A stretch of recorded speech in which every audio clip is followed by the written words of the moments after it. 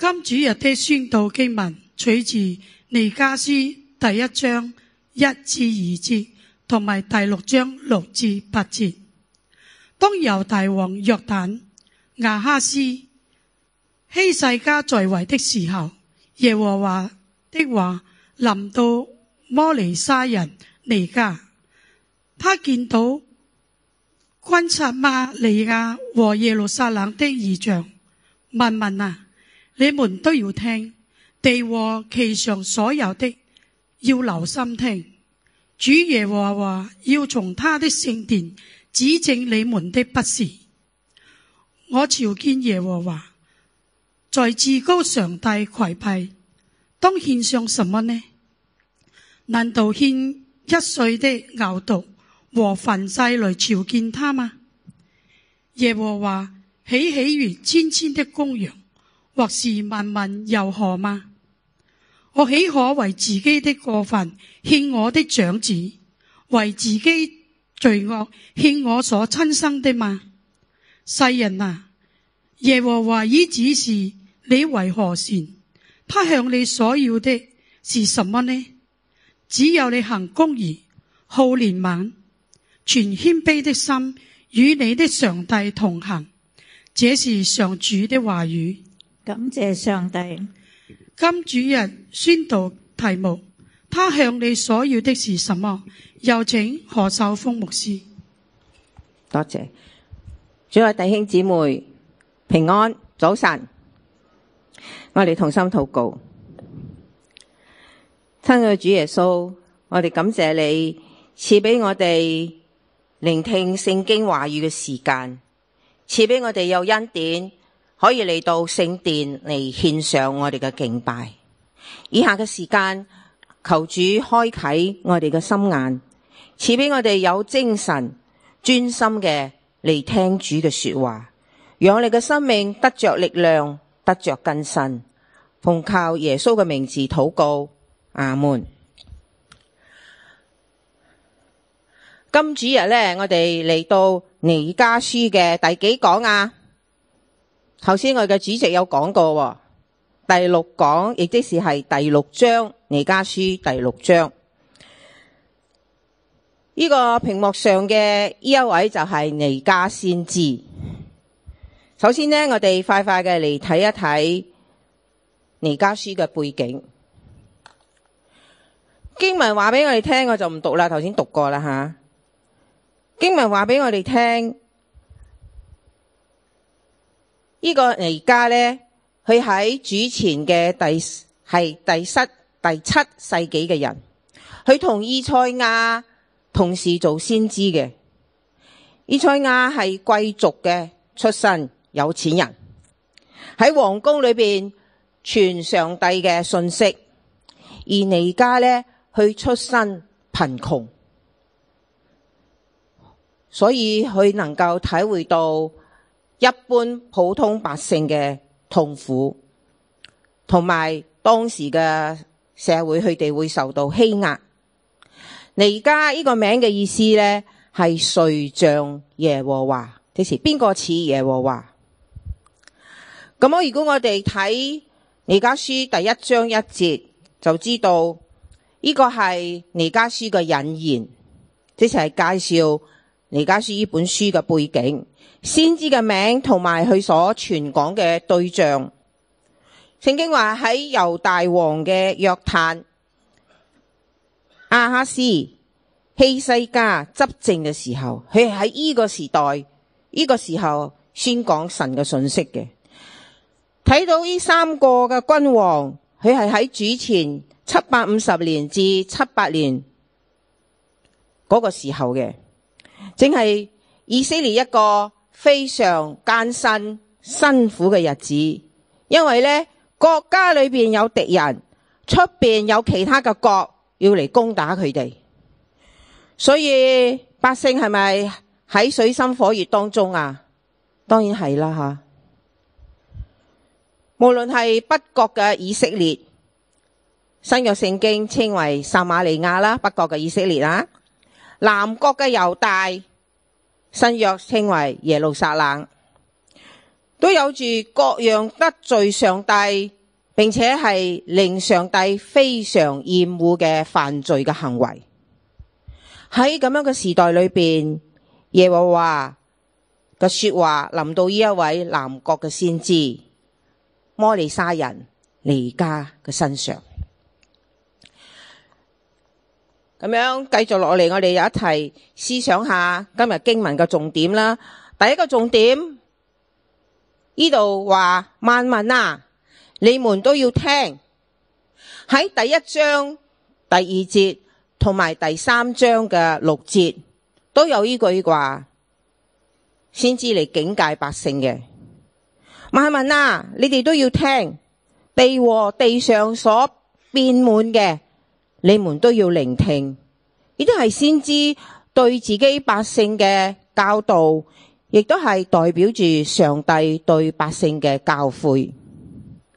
唔單止係上帝嘅選民，以色列人要聽，全國嘅人、外邦嘅人都係要聽。上帝係統管萬有大能嘅主，同埋全人類嘅主。喺當時嗰個世代，充滿咗邪惡、詭詐、恐懼同埋唔公平嘅事。百姓嘅心裏邊有好多嘅委屈、痛苦，甚至沮喪，因為周圍太多犯罪嘅事啦。上帝要以色列人好好嘅聽，留心嘅聽，唔係聽世界嘅聲音同埋自己想要聽嘅。呢度話萬民啊，你們都要聽，地和地上所變滿嘅，你們要聆聽。主耶和華要從佢嘅聖殿指正你們的不是。聖殿係以色列人敬拜上帝嘅地方，聖殿亦都係佢哋領受上帝嘅律例典章嘅地方。要聽上帝從聖殿所宣告嘅話，聆聽上帝嘅律法嘅要求，同埋明白上帝嘅心意。當一個人將上帝嘅話聽入去心裏邊嘅時候，佢嘅生活就必定會堅固不動搖，無論喺點樣嘅環境之下都站立得穩，視為一個有福之人。喺第6章3至5節有提到，上帝將以色列嘅百姓從埃及救出嚟，施行神蹟奇事，彰顯佢嘅大能，救贖以色列人脫離做奴僕嘅地方。但係之後以色列嘅百姓乜嘢啊？悖逆，唔聽上帝嘅話，所以就被上帝離棄咗。到咗審判嗰一日，上帝必定會照佢哋所行嘅惡事嚟施行審判嘅。第二個重點，乜嘢係真實嘅敬拜？真實嘅敬拜唔係禮儀或者係獻上禮物，乃是真誠嘅悔改，全心全意嘅將自己嘅生命獻上俾上帝。6至7節咁樣話啦，我朝見耶和華，在至高上帝面前跪拜，當獻上什麼呢？難道獻1歲嘅牛犢為燔祭嚟朝見他嗎？耶和華喜悅千嘅公羊，或是萬嘅油河呢？我豈可為自己嘅過犯獻我嘅長子，為自己嘅罪惡獻我所親生嘅嗎？呢段經文話俾我哋知道，乜嘢先至係真正嘅敬拜嘅生活。一個已經蒙恩得救嘅人，應該點樣喺上帝面前同埋人面前生活，同埋佢生活裏邊都有呢個已經蒙恩得救嘅呢個嘅見證。已經蒙恩得救嘅人，佢嘅生活如果同救恩唔符合，佢個救恩可能唔會被影響，但卻喺人嘅面前失去咗見證嘅作用，或者見證嘅效果。或許我哋而家可以諗一諗，如果我哋係同他人之間嘅關係常常會唔和諧，比如講有爭執啦、拗撬啦，好有可能係我哋同上帝嘅關係發生咗問題。因為約翰話俾我哋知，如果你唔能夠愛看得見嘅人，你怎能愛看不見嘅上帝呢？落嚟係呢個彌迦書第6章嘅高潮，就喺第8節。我哋一齊嚟讀啊！請世人啊，耶和華已指示你何為善，他向你所要的是什麼呢？只要你行公義、好憐憫、存謙卑的心，與你的上帝同行。呢個第8節所講嘅世人啊，呢度嘅先知講唔係多數嘅，係單數，意思就係單單指我哋一個自己啫，個人都要聽嘅。所以先知對個人嘅嚟說話，係先知俾我哋嘅生活嘅標準，因此係對我哋每一個個人而講嘅。所以咧，我哋唔需要睇其他人嘅生活啊，佢嘅行為點樣，我哋自己有自己嘅責任。上帝嘅話向我個人嚟講嘅，上帝嘅命令係俾我個人嘅。有好多時候，我哋將自己嘅責任推卸俾周圍嘅環境。喺一個熱心愛主愛人嘅信徒嘅群體裏邊，我哋比較容易過聖潔嘅生活啦 ，Holy。但係喺一個四周圍唔追求、冷淡，甚至跟隨世俗嘅環境之下，我哋可能會咁樣諗：只要我同佢哋差唔多就得啦，唔好計較咁多啦。先知提醒我哋要對自己嘅生活行為嚟負責任。我應該點樣喺上帝面前忠心盡責任？喺第8節嘅經文已經講得好清楚，行公義、好憐憫、存謙卑嘅心，與上帝同行。呢啲係基督徒生活最基本嘅標準，亦都係上帝對我哋個人嘅要求。路加福音16章提到拉撒路同財主嘅比喻。拉撒路喺地上受苦，財主享福。拉撒路喺地上過住敬畏上帝嘅生活，財主享福之餘呢，過住唔敬虔嘅生活。到咗佢哋離開人世之後啦，佢哋去到兩個唔同嘅地方。拉撒路喺亞伯拉罕嘅懷裏邊享福，哇！嗰度 aircon 好似而家咁樣，幾舒服啊！財主喺陰間接受烈火刑罰嘅痛苦。烈火係燒嘅，係好熱嘅。咁財主就向亞伯拉罕求啦，差遣拉撒路用佢個指頭蘸啲水俾佢飲啦，因為佢喺烈火當中非常之痛苦啊。但係亞伯拉罕應佢講，冇可能，我唔去得你嗰度，因為你我之間有深淵阻隔。財主就對亞伯拉罕話：咁請你差派拉撒路啦，去世上警告我世上嗰啲兄弟啊，佢哋未信主噶，叫佢哋悔改啦。亞伯拉罕又應話：不必啦，因為咧佢哋已經有摩西嘅律法擺喺眼前。財主話：若然佢哋睇到嗰啲人從永世翻嚟，即係死過翻生啦，翻嚟嘅人，佢哋一定會好容易悔改噶。亞伯拉罕話：如果聽咗摩西嘅話都唔肯悔改嘅話，就算聽見永世翻嚟嘅人所講嘅說話，亦都唔會悔改嘅。從呢個比喻俾我哋知道，上帝已經將佢嘅話擺喺我哋嘅面前。如果我哋唔肯順服已經聽見嘅真理，我哋就要喺上帝面前負上自己嘅責任。咁樣彌迦書第8章係上帝對每一個人嘅要求咯。呢一節嘅經文呢，特別提到3件事嚟論述何為善。即是乜嘢係善啊？我哋落嚟就嚟睇啦。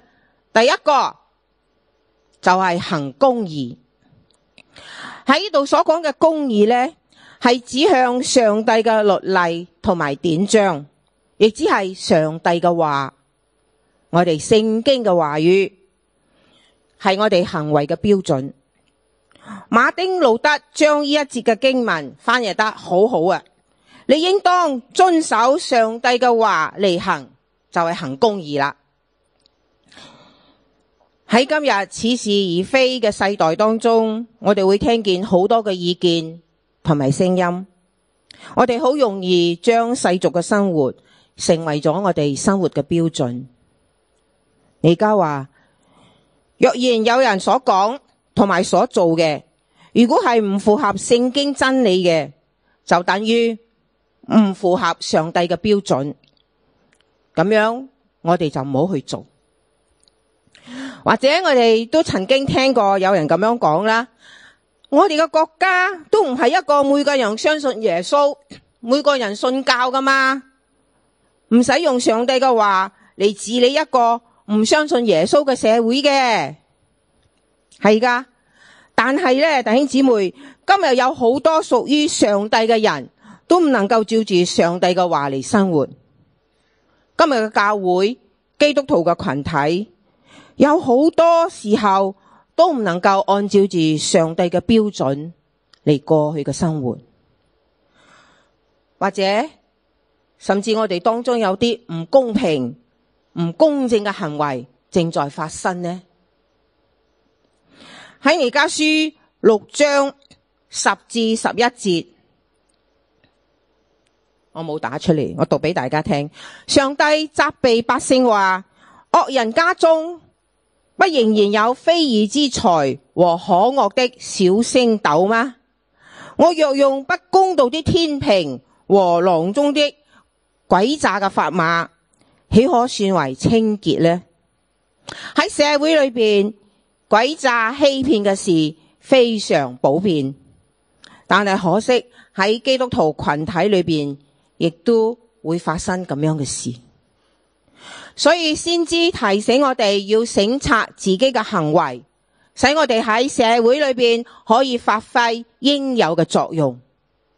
應有作用咩啊？做鹽做光嘛，係咪？好啦，第二個重點，好憐憫。呢個好憐憫呢，亦都可以翻譯為恩慈、恩惠同埋慈愛。通常係用喺遭遇患難或者係弱勢嘅群體嘅幫助同埋關懷。我哋都知慈愛係上帝其中之一嘅性情，因為上帝係滿有慈愛嘅神。喺舊約有好多地方用呢個詞，係指向上帝同百姓立約嘅慈愛。彌迦先知喺呢度要表達嘅係特別嘅慈愛，所以就寫好憐憫。喺舊約聖經裏面講到，有2個探子入到耶利哥城，就俾妓女拉合款待，俾佢接待。拉合將佢哋收埋，唔好俾官兵發覺，使佢哋能夠逃脫。拉合後尾就對嗰個探子講，我今日恩待你哋，上帝使你哋得着呢塊地嘅時候，你哋都要恩待我啊。呢個慈愛就等於恩待嘅意思。而恩待唔係施捨，可憐啊，我可憐你啊，唔係施捨同埋可憐嘅意思。妓女拉合唔係可憐探子，係睇到上帝與百姓同在，所以佢願意將自己同埋百姓站喺同樣嘅位置嚟行事，有同理嘅心，將心比己。因為我覺得我應該同佢站喺同樣嘅立場我就真心伸出援手嚟俾佢幫助。咁樣第三個重點，第三個重要嘅事就係全謙卑的心與上帝同行。與你嘅上帝同行，聖經話呢句說話最直接嘅翻譯係跟隨上帝嘅帶領向前行。謙卑我哋都知係一個重要嘅態度，真正嘅謙卑乃是對上帝有完全順服嘅心，唔係盲目嘅謙卑，甚至係覺得自己好卑微，睇小自己，輕看自己。聖經教導我哋喺謙卑裏邊要帶住勇氣。使徒彼得同埋約翰被猶太嘅官員捉去嘅時候，猶太嘅官要佢哋以後唔准你哋奉耶穌嘅名講道。但係彼得同約翰點樣回應啊？順從人不順從上帝，這合理嗎？唔係我唔尊重在位掌權者，但係我係屬於上帝嘅人，我就應該站喺上帝嘅話語同埋權威上順服上帝。弟兄姊妹，我哋真正嘅謙卑對象應該係上帝。我哋順服上帝，謙卑喺人面前唔計較得與失，唔會介懷別人點樣睇我所做嘅。我深知道，我有信心知道上帝喜悅喜歡我咁樣做，我就做。謙卑最重要嘅就係與上帝同行。與上帝同行係知道上帝有主權，佢有作主嘅權力。我與上帝同行並不表示我係同上帝同等㗎，我照住上帝嘅話去做。上帝叫我停我就停，佢話行我就跟住去行，咁嘅意思。阿摩司書3章第2節咁樣話：二人若不同心，豈能同行呢？就表示與上帝同行就要與上帝同心。與上帝同心嘅唯一嘅方法就係我願意順服上帝嘅心意，而唔係要上帝嚟牽走我。上帝係主，我係僕，僕即是僕人啦吓。我要完全順服主嘅旨意，呢個咁樣就係叫做真正嘅謙卑，就可以與上帝同行啦。所以我哋好快嘅嚟到總結，就係今日嘅講道嘅題目：上帝向你所要嘅係乜嘢呢？上帝向你所要的是什麼？先知，如果你睇呢節嘅經文先知係使用問答式嘅方式嚟向世人表達上帝對世人嘅要求。世人啊，耶和華已經指示你乜嘢為善，即是乜嘢係好嘅。佢向你所要嘅係什麼呢？只要你行公義、好憐憫、全謙卑嘅心，與你嘅上帝同行。呢一節經文不但只係俾我同你，而係俾全人類嘅，當然都係包括你同我啦。上帝阻擋驕傲嘅人，施恩俾謙卑嘅人。聖奧古斯丁咁樣話：驕傲係一切罪惡嘅開始，驕傲會致使人離開上帝。上帝對世人要求嘅係倫理上，亦即是係道德上嘅，而唔係物質上嘅。當我咁樣問上帝向我所要嘅係乜嘢呢？呢個時候我哋難免會將啲嘢獻上俾上帝，但係我哋嘅上帝係厚賜諸般恩惠恩典嘅上帝，佢並冇缺少乜嘢。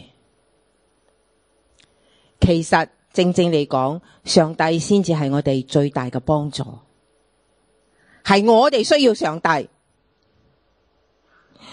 彌迦書所講嘅上帝3個要求，其實唔係滿足上帝嘅需要，而係要人藉着實踐，即是行出行公義、好憐憫以及全謙卑嘅心，與上帝同行，先至能夠活出豐盛嘅生命，彰顯出上帝榮美嘅形象。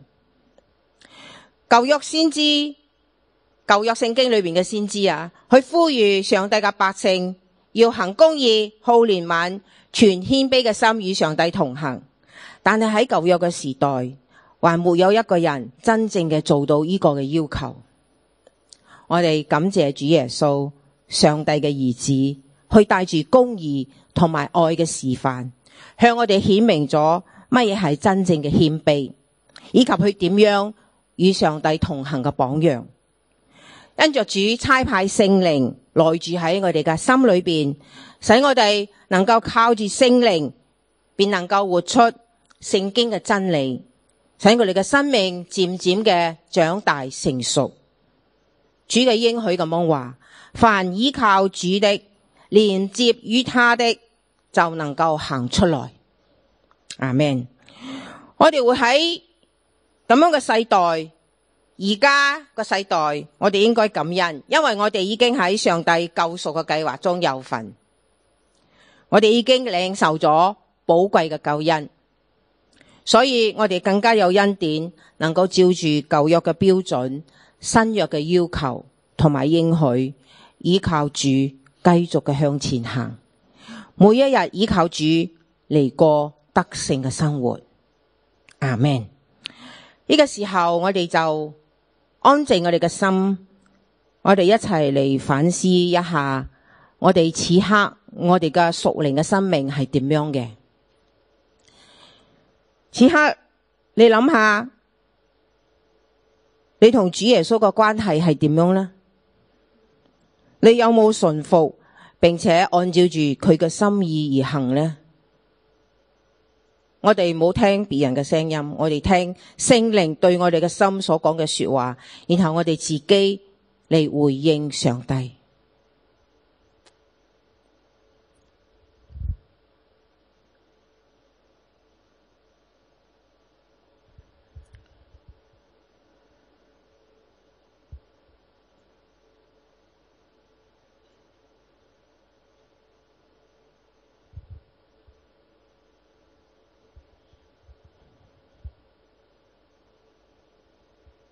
我哋同心禱告。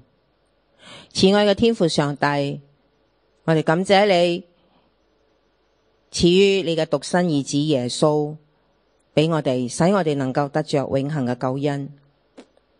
懇求主赦免我哋，唔係每一件事都願意順服，唔係每一件事我哋都按照住你嘅心意嚟行。